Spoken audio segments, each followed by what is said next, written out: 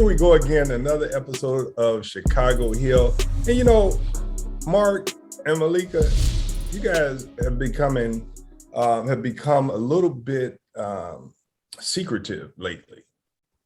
And so have I. What? Yes. We forgot to tell people where we coming from. I'm coming from the west side of Chicago, the Austin community. And I'm excited about today's conversation because I think it's a conversation that we have to have. And it's going to be about UFC. Just stay tuned and listen to what we're going to be talking about. But Mark, where are you coming from? I am coming from the racially integrated suburb of Oak Park, just to the west of you, Representative, and things are all sunny and nice here in our neck of the world. Oh, white people, I tell you, to be white in America. Yeah. What's it like to wake up white? But look, being white wouldn't mean anything without black people. I mean, who would we be superior to? You know what? I think that has been clearly played out in America. Without black, what will white be? Malika, what's your white people like? Where you? Oh, well, normally I would say, it's a beautiful day up here on the North Shore, but we had a situation up here, a mass shooter, something that no one in a million years would think would happen up this way. I'm in Evanston. The situation happened in Highland Park, which is like 14 miles away. And people are always like, "Oh, that'll never happen up here." But we have issues. We do have issues up here. And I just think it's interesting now. It's like this real fight to ban assault rifles now that it's happened to Highland Park. Nobody gave a damn when it was happening throughout Chicago, like every day. I just find that interesting. We had a conversation, Malika and Mark, about assault rifles, assault weapons. Mark, you had some thoughts on it. I mean, because the Republicans will say that there are long guns, assault rifles, long guns. What did you say in the previous episode, Mark, about a long gun versus an assault rifle? I don't even remember. You always ask me to quote myself, and I think it's more memorable to you than it is to me. Well, what did I say, Rep? You talked about how Republicans often tried to change the narrative about guns. A long gun is a gun that's used but an assault rifle is one that's used for, what's a long gun, Mark? Well, I think, long guns, we assume are just rifles that are used for hunting. And when we think hunting, we think hunting animals. I think an assault rifle's used more for hunting people. Absolutely. I mean, could you imagine, Malika, today in war, we take a long gun to fight in a battle? They did use long guns back in World War. When did they? Of course, in World War I, right? I mean, and then things went. That's about when in the Civil War. Of course, you had these long guns that were used, and they didn't have assault rifles. That the AK, what is it, 45s? I don't know my gun. AK-47 and the AR-15. Look at Malika. Mark, we gotta watch her. She's naming them out. She's putting them out like an assault rifle. Nothing like a few mass shootings to get you to know the name of different guns. Exactly. Yeah, but I'll tell you, it's definitely not a musket anymore. Yeah. But I really have a little bit of a dilemma that's come up within that respect, and I don't know if it's pertinent to the conversation today, so maybe we'll want to pause and talk about it later. But I was talking to a good friend of mine, somebody I knew pretty well, and I didn't know this aspect of his life. And he said, "Yeah, we went shooting this weekend." I said, "Shooting what?" He said, "Well, I've got a couple. I've got an AR this and an AK that, and we took him down to the quarry, and we just went crazy with him. We were, shooting at targets, and we just had a good old time. And it was clearly sort of something that a group of these guys does every so often, like some other guys might go get a beer at the bar, or go watch the game. And I really had a dilemma, because this is somebody who is a very upstanding citizen, who a family man, and he really enjoys his assault weapons. And so I just, in my head, I'm thinking, well, who am I to tell him not to do that? Who am I to tell him that he can't do that? So yeah, I wonder if either of you has any advice for me in my moral struggle here. Is a person allowed to have fun with these weapons, just go shooting, or is it just they're what do they say? Your right to swing your arm ends where my nose begins. And so where do his rights to have those weapons end? Well, Malika, we talked about before, and Malika said ban all of these weapons, and I did too.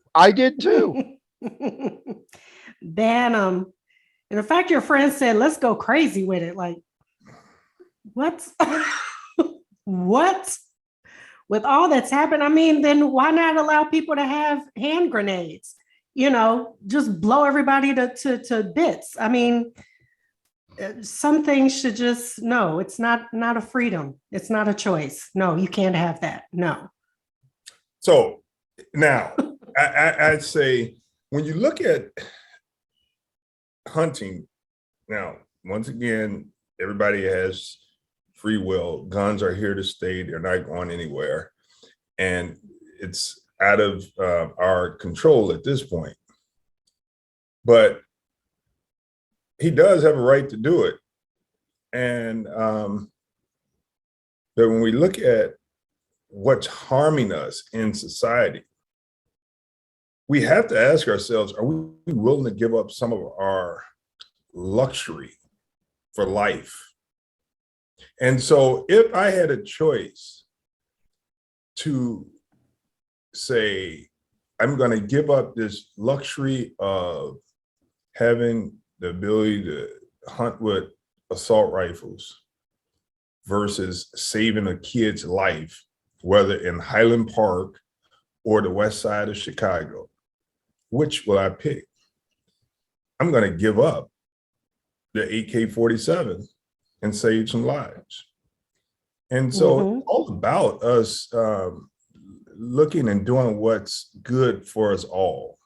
And that's where I stand on it.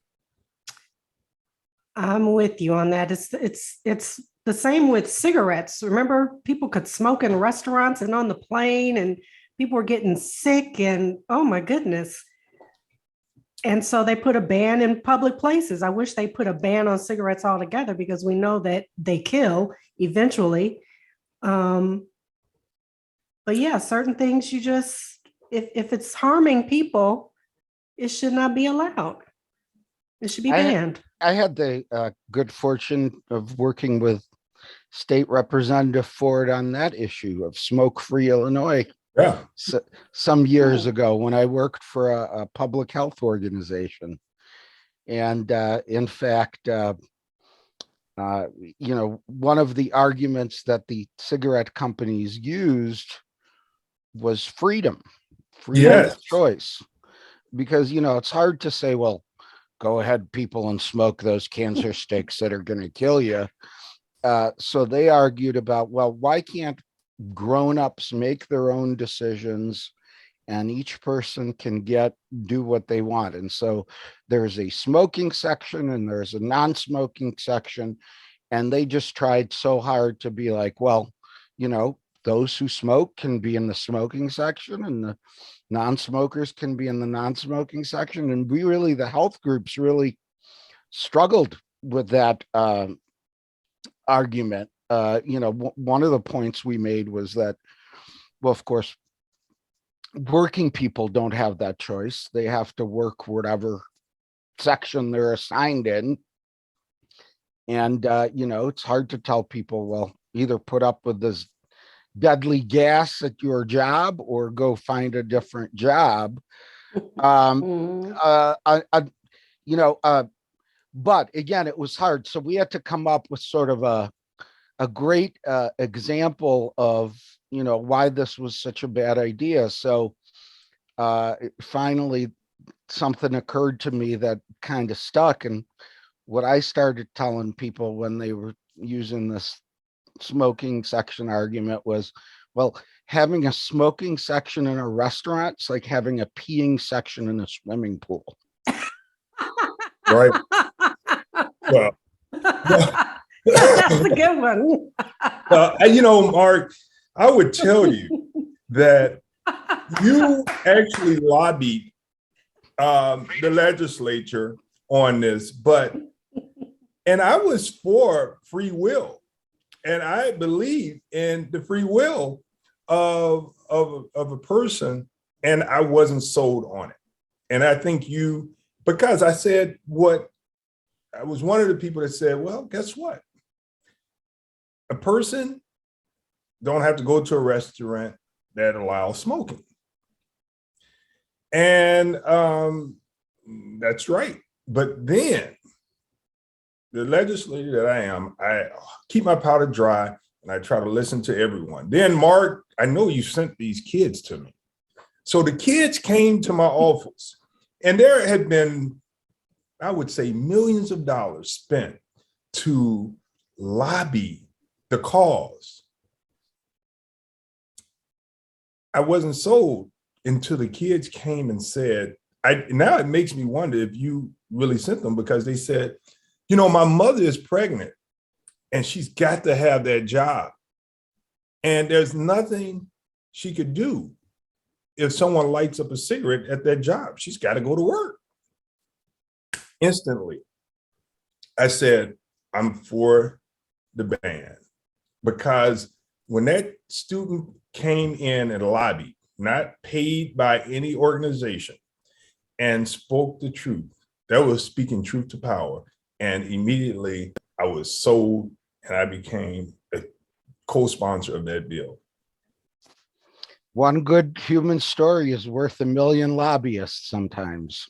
Yes. Thank you for doing that, because my early 20s, I worked in nightclubs. I had to quit each one because I would get so sick from the cigarette smoke. So thank you. Thank you both.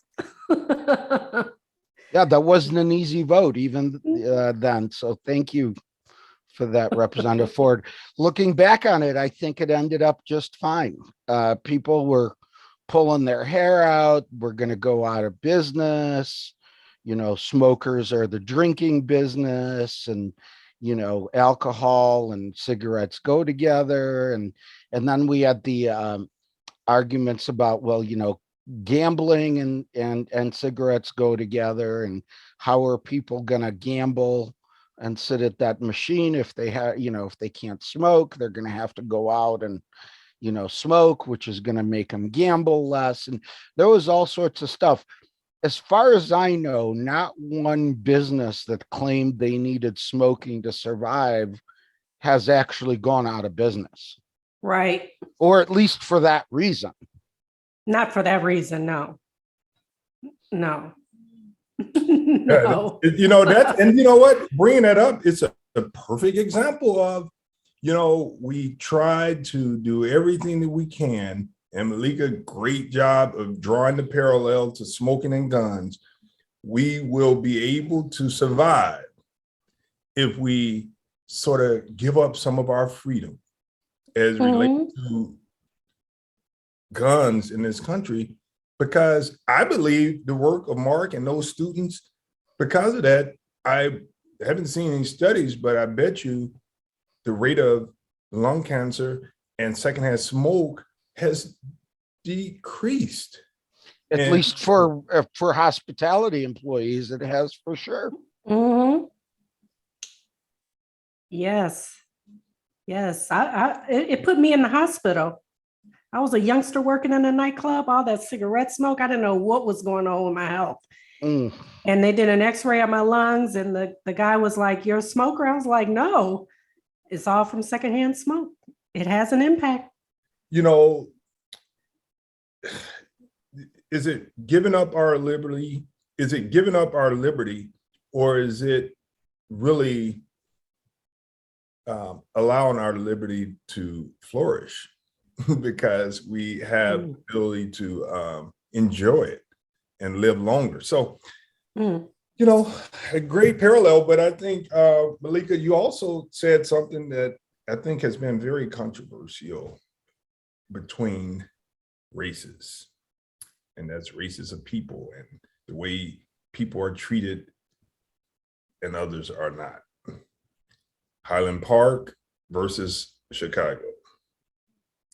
You said, what did you say? It's amazing how all of a sudden there's this real fight now to ban the assault rifles because the mass shooting happened in Highland Park, whereas, you know, I didn't hear any of those people crying out when all of these Black children were being killed in Chicago. Like every day, every weekend, it's a crazy number of young people being killed. And not just one here, one over here. I mean, it's like several being shot, killed, shot. And you didn't really hear this outpour, this outcry that we've got to stop this. We've got to ban these assault rifles. I mean, you would hear it from the community itself, the Black community itself, but you really wouldn't hear it from communities like Highland Park. Like, it's like they didn't give a damn. It was like, it's not us. It's never going to happen here. We don't have the issues that Black people have. Well, that's how it came across to me. Well, I'm going to tell you, Malika, and this is the honest truth. I've polled some Black people, and I found it alarming of the number of people that I polled. The number of people that I polled in the Black community were not for banning assault rifles. So when they're on TV saying stop the violence, this has to end, this has to stop, then what are they saying? You know, I mean, there are some parents that have been victims of violence, and they may be the ones, but I think we have some work to do in our own community.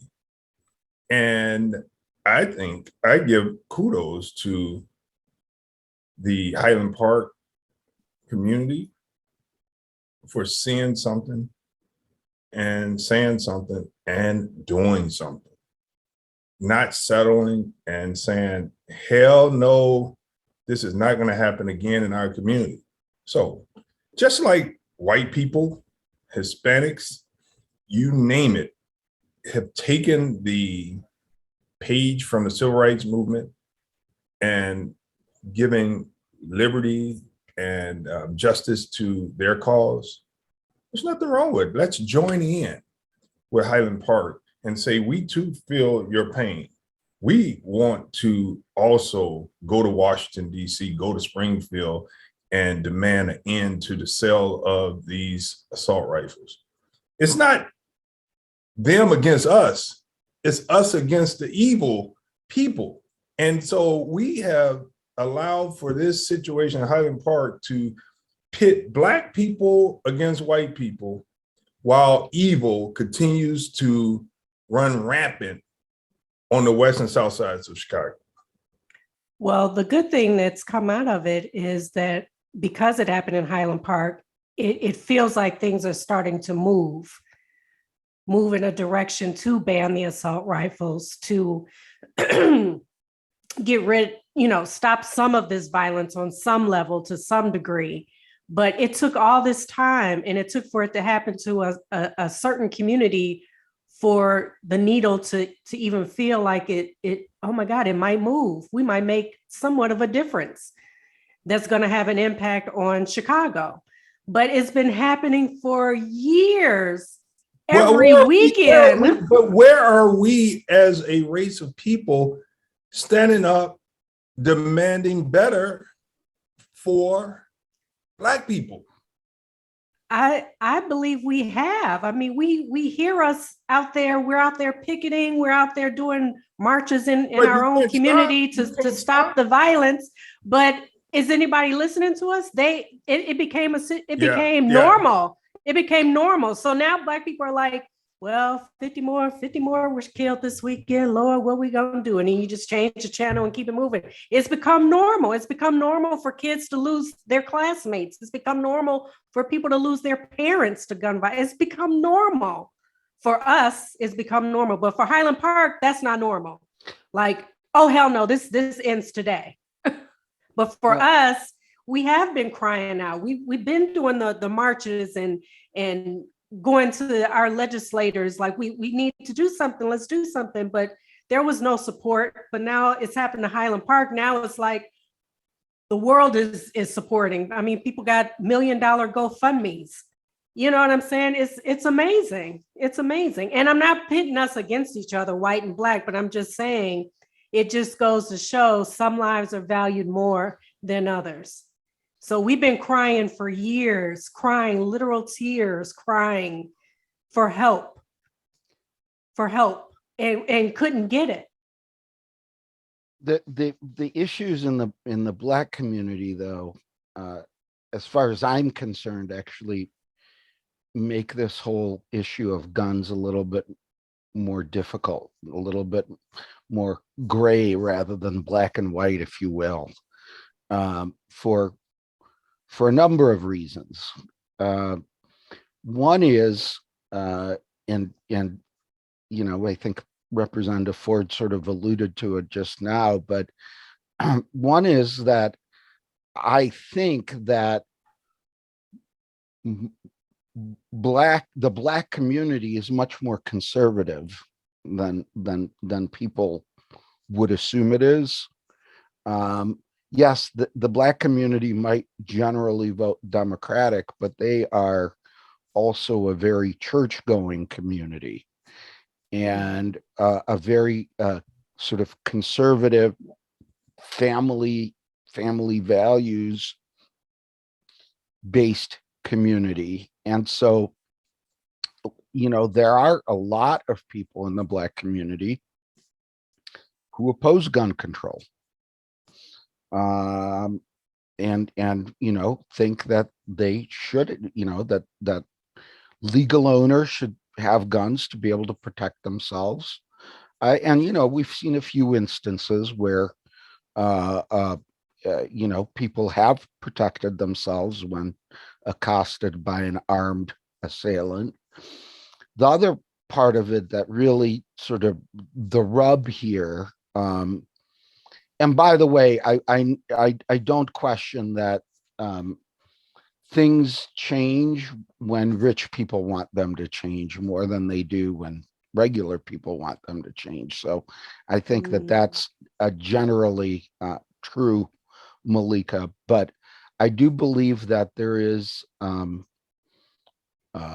some ambivalence in the Black community, maybe more so than among white liberals, particularly on this gun control issue, because of the crime and the sense that people need to protect themselves. And I think that's maybe some of what Representative Ford was picking up in the community. But also, here's the thing, though, that most people getting shot on a normal weekend are getting shot by handguns. Most people are not getting shot by assault weapons.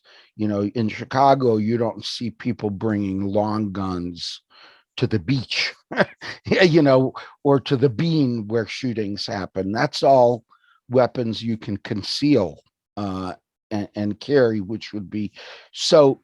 To me, most of the problems, most of the deaths caused in the Black community on a typical weekend, shall we say, are not assault weapon related. They're handguns. And handguns are just a lot harder to pick on because they're not assault weapons. And so I think that that in and of itself causes a dissonance on both sides. I think that for us, when somebody's shot by an assault weapon, do we focus on the first word or the second word? Do we focus on assault or do we focus on weapon? Right? And the other part of it is, you know, how do you explain to people that who are, you know, the gun rights people, the gun, you know, over my dead body, will you come and get my gun? How do you explain to them that we don't want all their guns, right? Because I think that once we start talking about gun violence caused by handguns, these people think they're going to take all our guns away. They're going to start with the automatic weapons and they're going to move on down, you know, till we have nothing but, you know, sticks to protect ourselves with. And so, and of course that's a ridiculous argument because we do have the Second Amendment, but and especially, you know, the other part of it is that given the current composition of the Supreme Court and what we've seen recently with that court, one wonders whether any kind of weapons restrictions will stand up when they actually get to that court, because, you know, these people like to read the you know, they're literalists. They think the Constitution should be written literally, and they believe that people who wrote a document when there were muskets would do just the same when there are AR-15s. And to me, that's just stupid. I wish I could say to the Supreme Court majority, don't be stupid. How can you be so stupid? Because again, how can you read that part of the Constitution and take it verbatim, but then say, well, you know, of course, Black people are people. They're not 3/5 people like the Constitution said. And so that's part of what worries me. What part of the Constitution are they going to read literally next? Yeah, that's why we got to vote to put the people that know how to read the law better. And so I want to go back to the fact that, you know, Malika, you said that we have been crying, but in previous episodes, I've said January 6th was an example of people trying and not giving up and demanding that change takes place. And it's playing out on the news every day. Could you imagine Black people and people that stood for freedom and justice for people in these communities stood up, and it played out on the news every day about how they went to Washington, went to their state capitals to demand justice for lives that have been lost in these urban cities?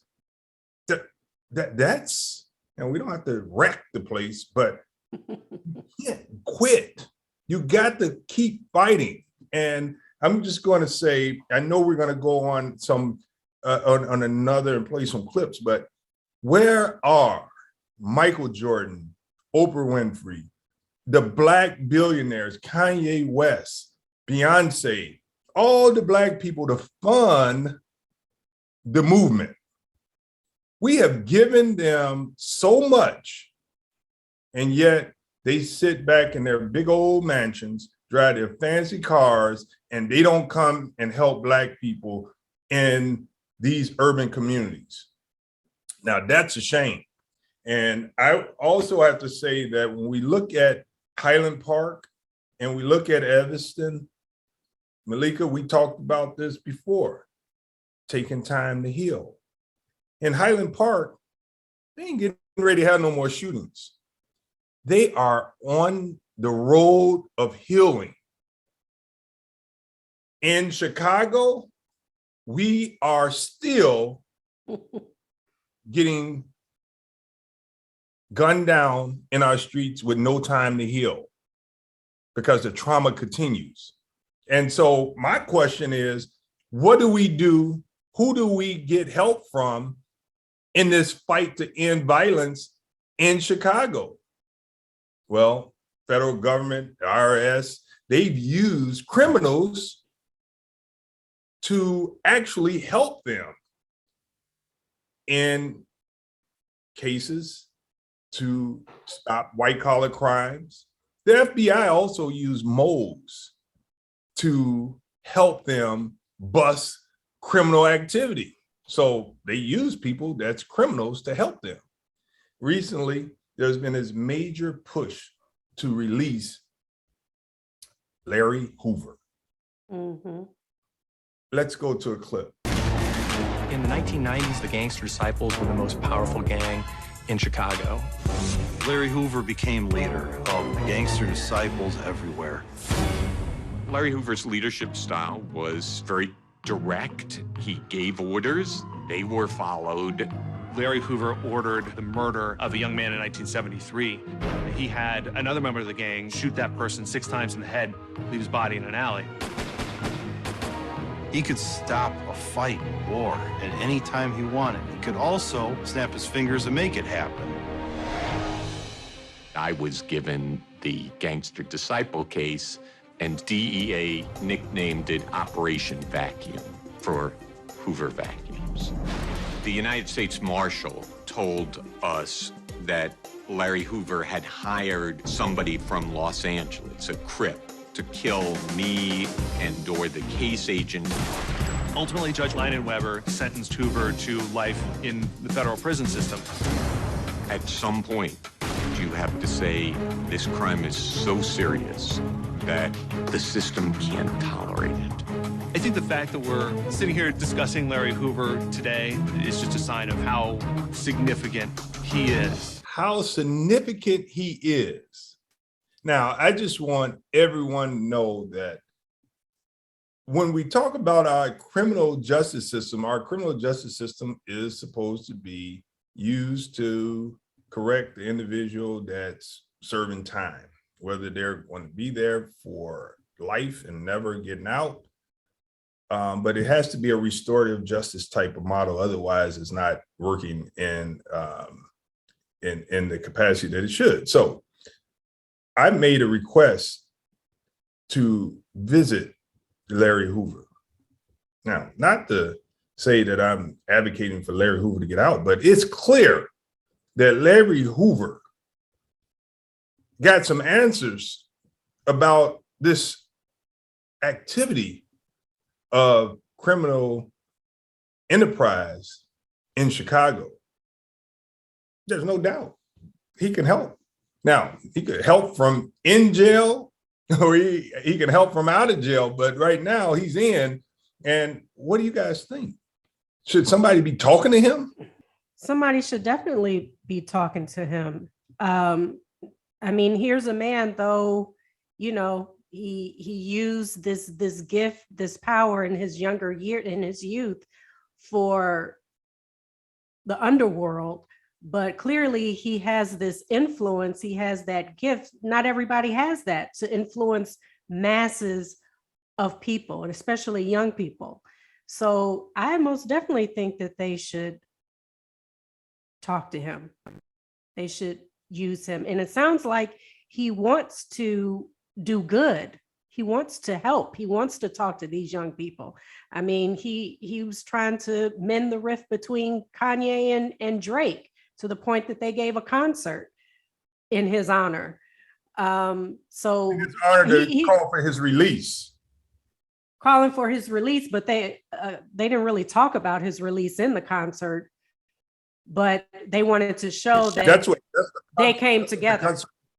No, It was that supposed to concert, be about that, but they didn't talk about it in the concert though. that concert was all about one thing, and that was come together to make sure that he got released.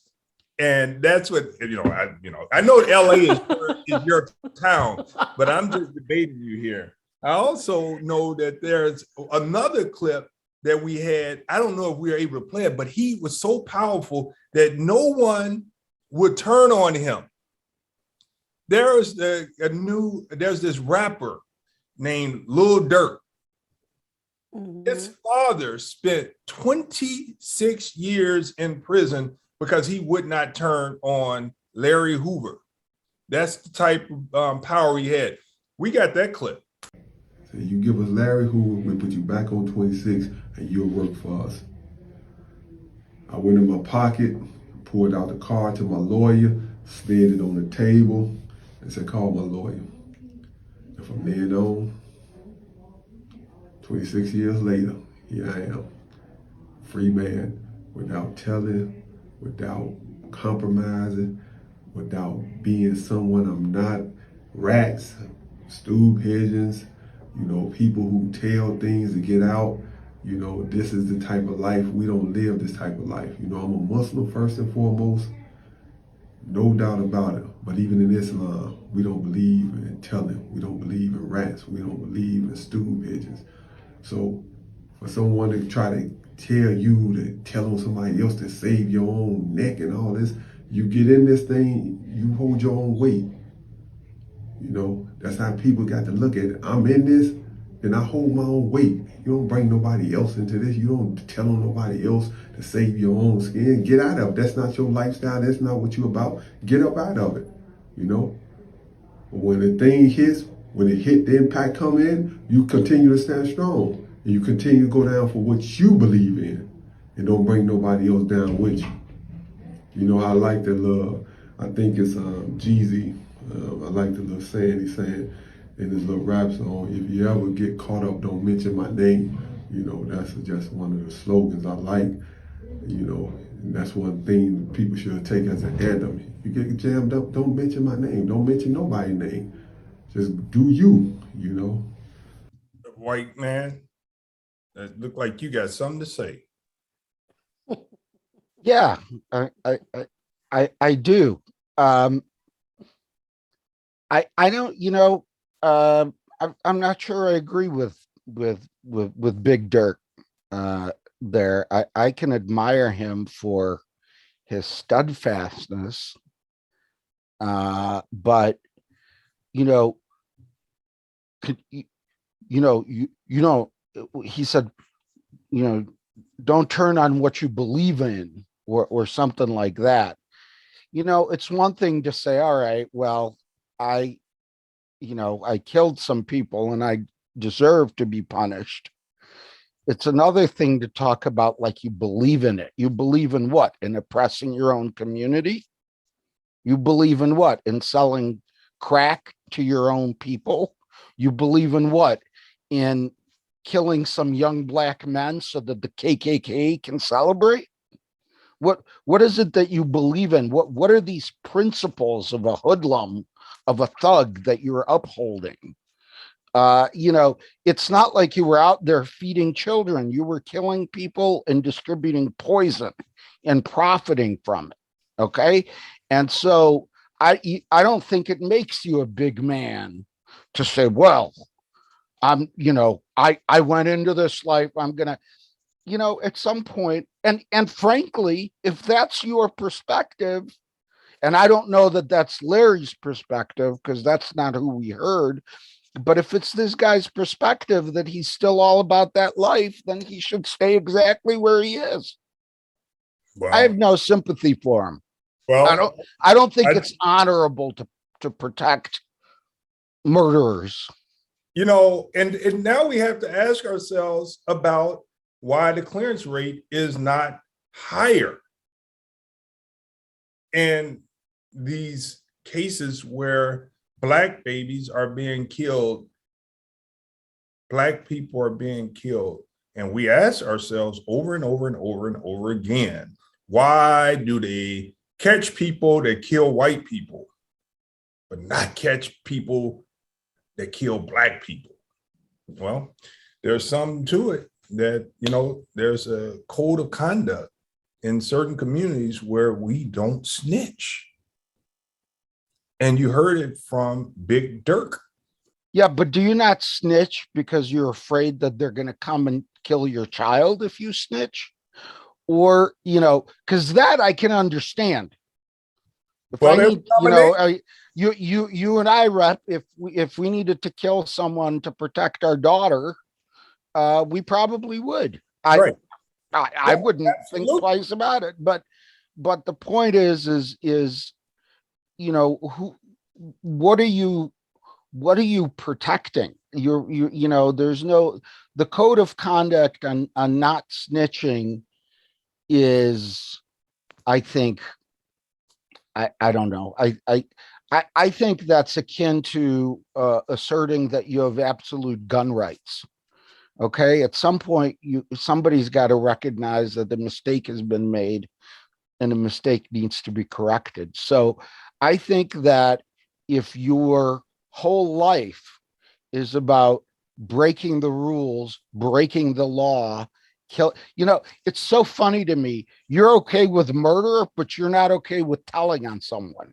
Oh, wow. So, you know, the common good is it, we got to remember the common good. More children die when we don't catch the criminal. Now, we have to make sure that me being who I am, I will always stand for the truth. And the truth is, yes, if it wasn't for a system that's run by the rich white male, there would be no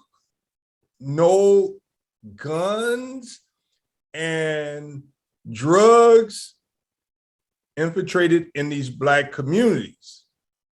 None, because we've seen it taken out of communities, and now they are what you call developing. They are, what's the word that they use for development when you push people out? Gentrified. Gentrification. Yes. So that's happening. And so the powers to be could starve the West and South Side communities of the poison of guns and drugs if they want it. Now, let's go to free will. We have to realize the cards that we're dealt and make a choice. Are we going to continue to take the bait and die as a race of people? Because we know, and we say it all the time, the white man is putting the drugs and guns in our community. And Mark always say, you're doing the job of the KKK. Well, it's time for us to stand up and reject Satan, reject the guns and the drugs, and reject the criminal activity in these communities. That's what I say. So if everyone, well, one, I'm telling, if you kill some kids, I'm telling. I'm just put that out there. If I know you killed some kids, I'm telling. Okay. But the whole snitching thing, you know, with the drugs and the guns, if everyone snitches up and follows the money, are people afraid of who's actually at the top of the food chain? in snitching on that person? If you snitch on that top person, is anything really going to happen? Because many believe that it's the government itself that's making money. Right. That's making money off of what's happening in Chicago, LA, New York, Miami, Atlanta. Yes. Yes. So how does the snitching really work? I mean, and if you're a black man in jail, who are you protecting when you're not snitching? mm, You know, who are you taking the proverbial bullet for? Big Dirk? yes. Who are you really taking it for? Because I think it's bigger than Larry Hoover. And by the way, you know, I actually don't subscribe to the whole government profits thing, because I think government profits the most when it collects taxes. And I think crime and the black market lose the government taxes. So I think the government profits more when there's peace, but I certainly think there are others who profit more when there's crime. For example, people who run private prisons profit handsomely when there's crime. And they just assume everybody be locked up for life because that guarantees they're going to rent out all their rooms. Okay. So, so you and I, Malika, we should talk sometime, because because I'm sort of halfway with you, because I think there's definitely a system in place there. I don't know that I would, frankly, and I don't want to hurt the elected officials' feelings here. Frankly, I don't think government is that competent that they could carry out a really sophisticated, a decades-long criminal enterprise without somebody somewhere screwing it up, because that would be like the thing that the government got the most right ever. But I'll shut up. I see the rep wants to speak.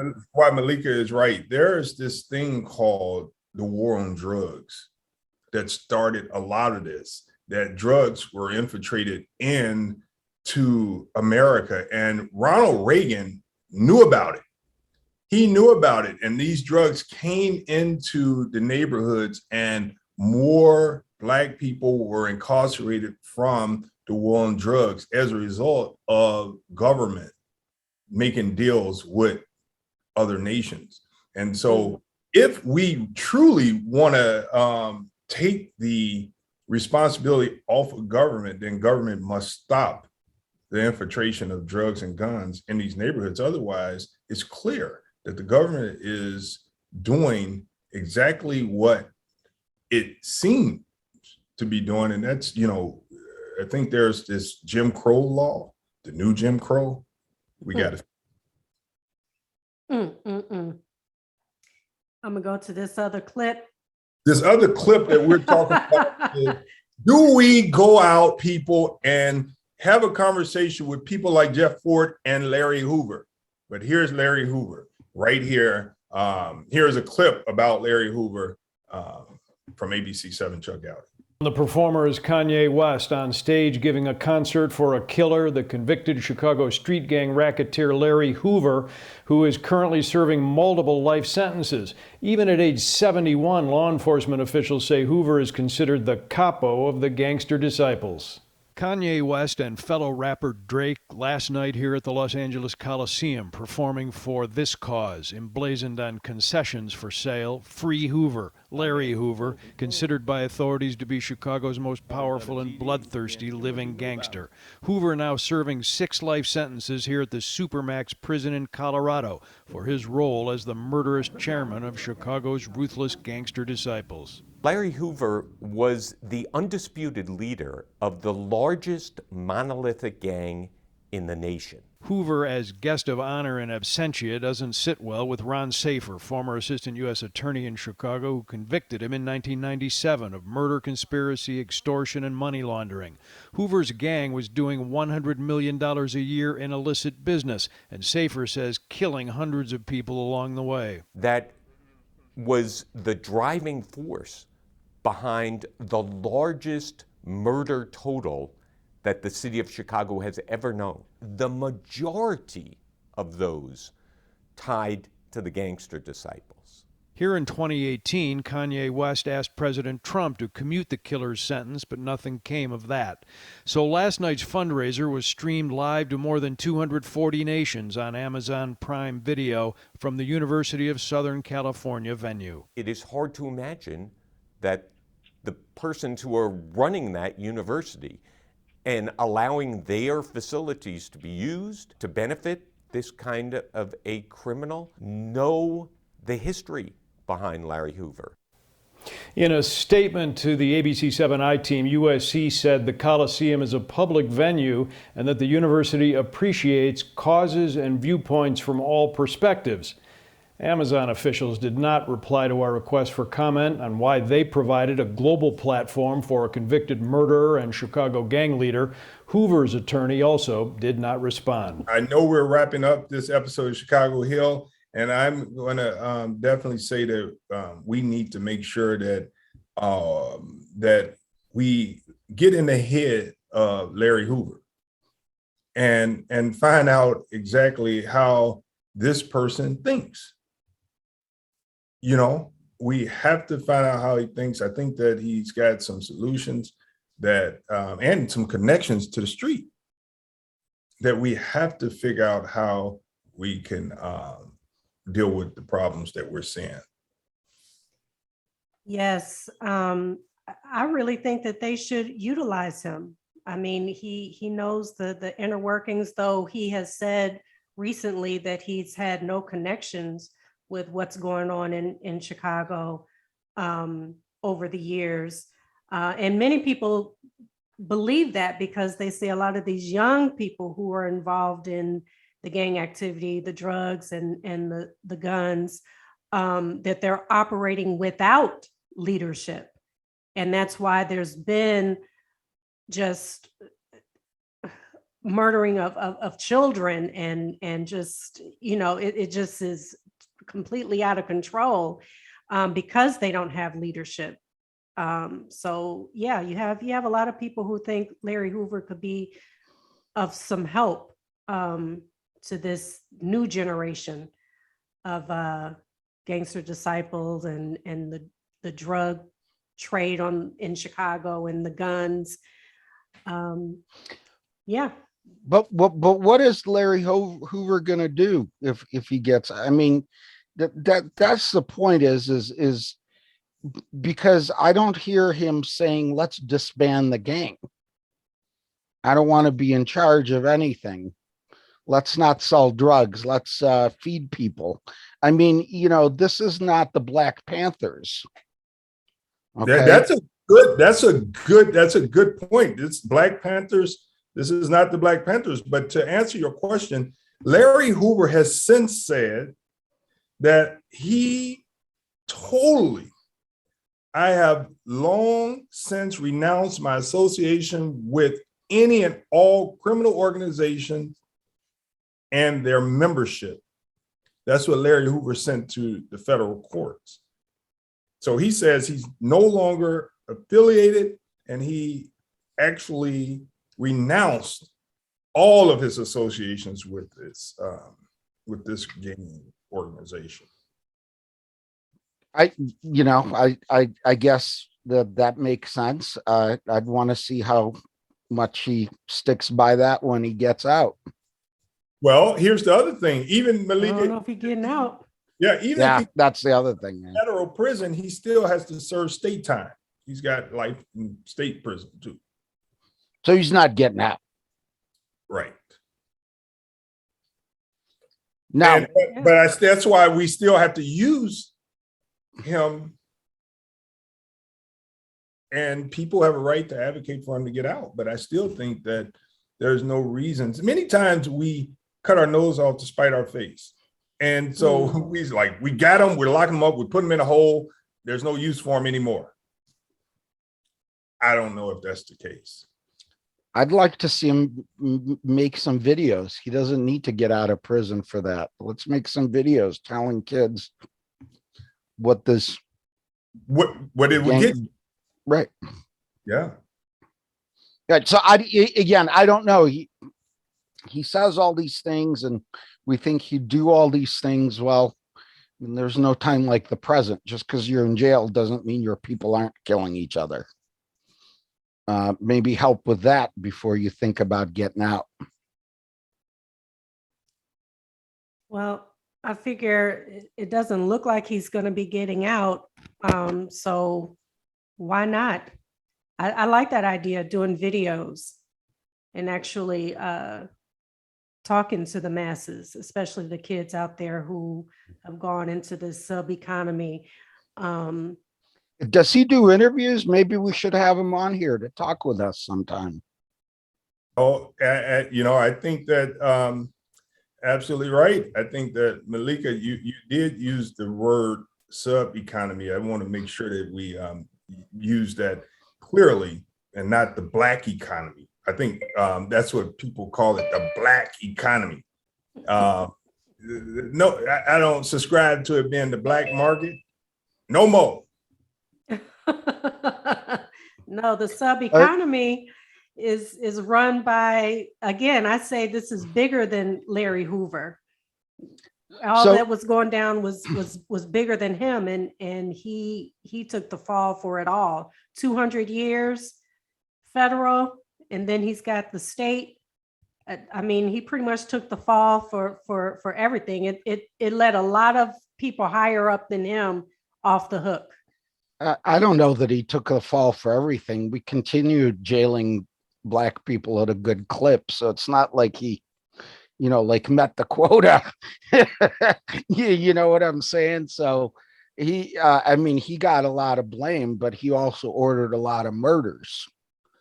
I don't know. I don't know what the limitation ought to be on if you tell people to go kill someone, how many years you get per each murder you order. But again, I think we're all on the same page in terms of the fact that somebody in that situation, if they feel like they don't want to be remembered as a murderer and a gangster, but they want to be that, they want their legacy, even out of prison, to be trying to save some lives.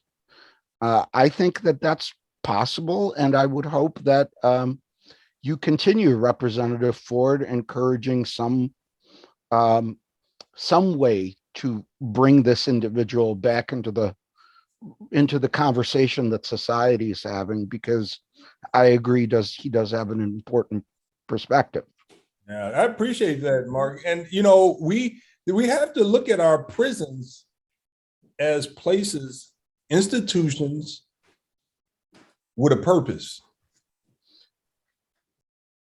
And it's got to be for the common good. People could lose their freedom, but Lord knows, when we have a person like a Jeffrey Dahmer and people that do these big heinous crimes, they want to study their brain. We can't let these people just sit in these prisons and not deal with them. They have a debt that they have to pay to society. And as you said, maybe videos. But Malika, wrap us up. Well, I am in agreement. Let's talk to Larry Hoover. I think he wants to do some good. I mean, he wants to end his story, his legacy. I think he wants to end it doing some good. And the Robert Cremos out there, and what was the other gentleman, the mass shooter in Buffalo, and Dylan Roof. I mean, you have these young men get into their minds, figure out what the hell, find out who they were affiliated with. I mean, you gotta turn this into something that's going to help in the future. is what I say. And let's ban those assault rifles. I would love it if we were like Japan and had no guns. Oh Lord, that's a good I would love it. I would love it. Yeah. But I know that that's Pollyanna of me to think that. But let's at least, get the war weapons off the streets, because it's just not needed. It's not needed. Well, this has been another episode of Chicago Hill. Stay tuned for the next episode with Malika, LaShawn, and Mark, the white man. Mark would say, "Don't be stupid."